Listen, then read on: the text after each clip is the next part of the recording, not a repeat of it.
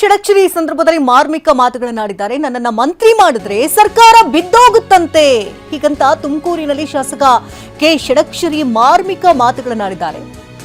ಮಂತ್ರಿ ಮಾಡದಿದ್ರೂ ಪರವಾಗಿಲ್ಲ, ಸರ್ಕಾರ ಭದ್ರವಾಗಿರ್ಲಿ ಅಂತ ಹೇಳಿದ್ದಾರೆ. ಯಾಕೋ ಮನ್ಸಿಗೆ ನೋವಾಯ್ತು, ಗೊತ್ತಾಗ್ಲಿ ಅಂತ ಹೇಳಿದ್ದಾರೆ. ಮಂತ್ರಿ ಆಸೆ ಇದ್ರೂ ಹಣೆ ಬರಹ ಇದ್ದಾಗ ಆಗ್ಲಿ ಅಂತ ತಿಪ್ಟೂರು ಶಾಲೆ ಕಾರ್ಯಕ್ರಮದಲ್ಲಿ ನೋವಿನ ಮಾತುಗಳನ್ನು ನುಡಿದಿದ್ದಾರೆ ಷಡಕ್ಷರಿ.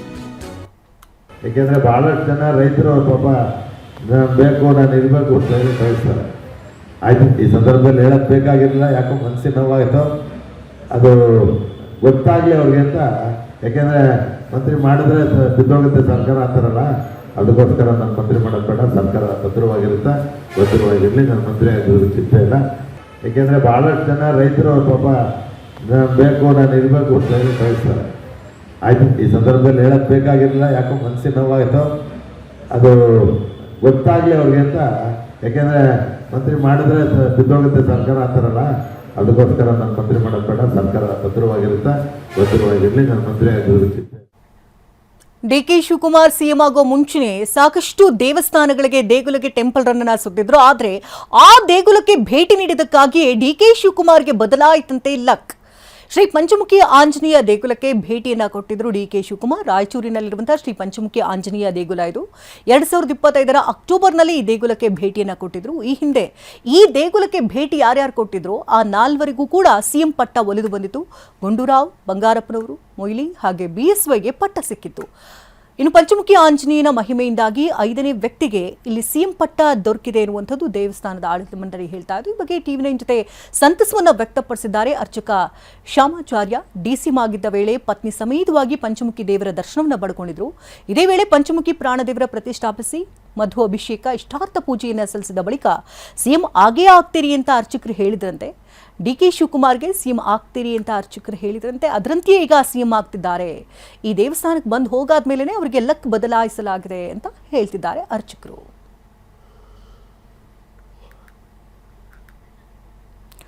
ಸ್ಥಳದಿಂದ ನಮ್ಮ ಪ್ರತಿನಿಧಿ ಭೀಮೇಶ್ ಒಂದು ವರದಿಯನ್ನು ಕೊಟ್ಟಿದ್ದಾರೆ. ಅರ್ಚಕರನ್ನ ಮಾತನಾಡಿಸಿದ್ದಾರೆ. ಏನು ಹೇಳಿದ್ದಾರೆ ಕೇಳೋಣ. ಡಿಕೆ ಶಿವಕುಮಾರ್ ಅವರಿಗೆ ರಾಜ್ಯದ ಸಿಎಂ ಸ್ಥಾನ ಒಲಿದಿರುವಂಥದ್ದು.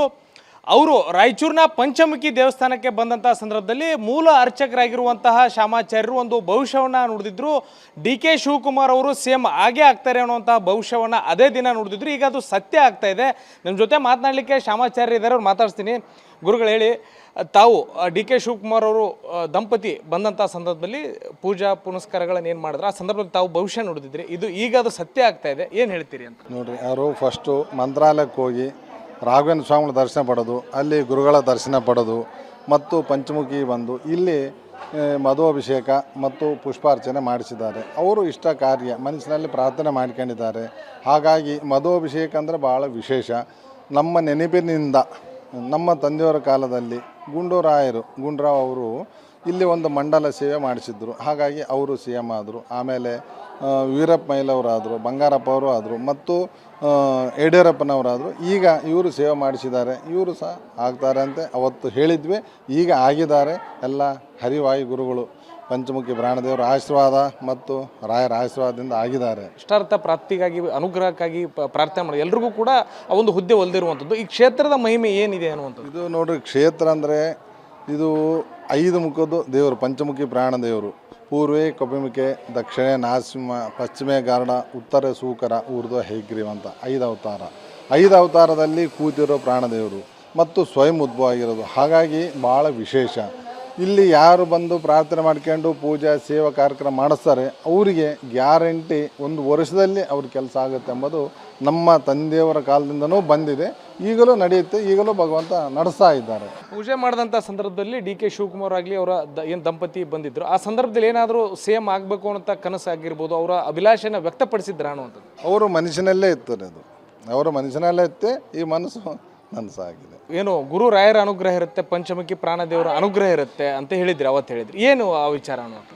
ನೋಡ್ರಿ, ಗುರುಗಳು ಅಂದರೆ ರಾಘವೇಂದ್ರ ಸ್ವಾಮಿಗಳವರು, ಪಂಚಮುಖಿ ಪ್ರಾಣದೇವರು ಅಂದರೆ ಅವರು ರಾಘವೇಂದ್ರ ಸ್ವಾಮಿಗಳ ಗುರುಗಳು, ಪಂಚಮುಖಿ ಪ್ರಾಣದೇವರ ಗುರುಗಳು ರಾಮದೇವರು. ಹೀಗಾಗಿ ಇಡೀ ನಮ್ಮ ದೇಶದಲ್ಲಿ ಸನಾತನ ಧರ್ಮ ಸಾಕಷ್ಟು ಜನ ಇದ್ದಾರೆ, ಸಾಕಷ್ಟು ದೇವರುಗಳಿದ್ದಾರೆ.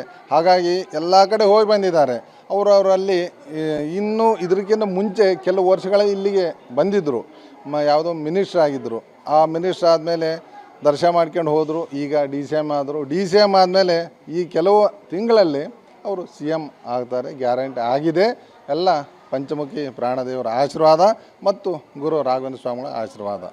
ಅವತ್ತು ಏನು ಪಂಚಮುಖಿ ದೇವಸ್ಥಾನಕ್ಕೆ ಬಂದಂಥ ಸಂದರ್ಭದಲ್ಲಿ ಯಾವೆಲ್ಲ ಪೂಜಾ ಪುನಸ್ಕಾರಗಳಲ್ಲಿ ಅವ್ರು ಭಾಗಿಯಾಗಿದ್ದರು ಅನ್ನೋದು? ಅವತ್ತು ನೋಡ್ರಿ, ಅವರು ಇಷ್ಟ ಕಾರ್ಯ ಅಂದರೆ ಮನಸ್ಸಿನಲ್ಲಿ ಪ್ರಾರ್ಥನೆ ಮಾಡ್ಕೊಂಡು ಈ ಥರ ಆಗಬೇಕು ಅಂತ ಹೇಳಿ ಅವ್ರ ಮನಸ್ಸಿನಲ್ಲಿ ಇತ್ತು. ಆ ಥರ ಅವ್ರ ಪ್ರಕಾರನೇ ನಾವು ಮಧು ಅಭಿಷೇಕ ಮಾಡಿಸಿದ್ವಿ ಮತ್ತು ಅವ್ರ ಕಡೆಯಿಂದ ಪುಷ್ಪಾರ್ಚನೆ. ಹೀಗಾಗಿ ಭಗವಂತನಿಗೆ ಇಷ್ಟ ಆಗಿದೆ. ಹಾಗಾಗಿ ಅವರು ಆಶೀರ್ವಾದ ಮಾಡಿದ್ದಾರೆ. ಈಗ ಮಧು ಅಭಿಷೇಕ ಅಂತ ಹೇಳಿದ್ರಿ, ಅವತ್ತು ಕೂಡ ಇದ್ರ ಬಗ್ಗೆ ಪ್ರಸ್ತಾಪ ಮಾಡಿದ್ರಿ ತಾವು. ಈ ಮಧು ಅಭಿಷೇಕದ ವಿಶೇಷತೆ ಏನು? ಮಧು ಅಭಿಷೇಕ ಅಂದರೆ ಪಂಚಮುಖಿ ಪ್ರಾಣದೇವರಿಗೆ ಭಾಳ ವಿಶೇಷ ರೀ. ಪಂಚಮುಖಿ ಪ್ರಾಣದೇವರಿಗೆ ಅದು ವಾಯುಸ್ತುತಿ 42 ಶ್ಲೋಕ ಇರುತ್ತೆ. ಆ ಶ್ಲೋಕದಲ್ಲಿ ಇಷ್ಟ ಶ್ಲೋಕ ಇರುತ್ತೆ. ಹಾಗಾಗಿ ಪ್ರತಿಯೊಬ್ಬರು ಯಾರಾದರೂ ಕಷ್ಟ ಏನಾದರೂ ಇದ್ದರೆ, ಅವ್ರ ಮನೆ ಕೆಲಸಗಳಿದ್ದರೆ, ಏನಾದರೂ ತೊಂದರೆ ಇದ್ದರೆ ಸಾಕಷ್ಟು ಜನ ಭಕ್ತರು ಮಾಡಿಸ್ತಾರೆ. ಆ ಭಕ್ತರುಗಳಿಗೆಲ್ಲ ಕೆಲಸ ಆಗಿದೆ. ಅದೇ ರೀತಿ ಇವರಿಗೂ ಒಂದು ಕೆಲಸ ಆಗಿದೆ ಭಗವಂತನ ಆಶೀರ್ವಾದದಿಂದ. ಇದು ಪಂಚಮುಖಿ ದೇವಸ್ಥಾನದ ಮೂಲ ಅರ್ಚಕರು ಹೇಳ್ತಾ ಇರುವಂಥದ್ದು. ಕ್ಯಾಮ್ರಾ ಪರ್ಸನ್ ವಾಸುದೇವ್ ಜೊತೆ ಭೀಮೇಶ್ ಪೂಜಾರ್, TV9 ರಾಯಚೂರು.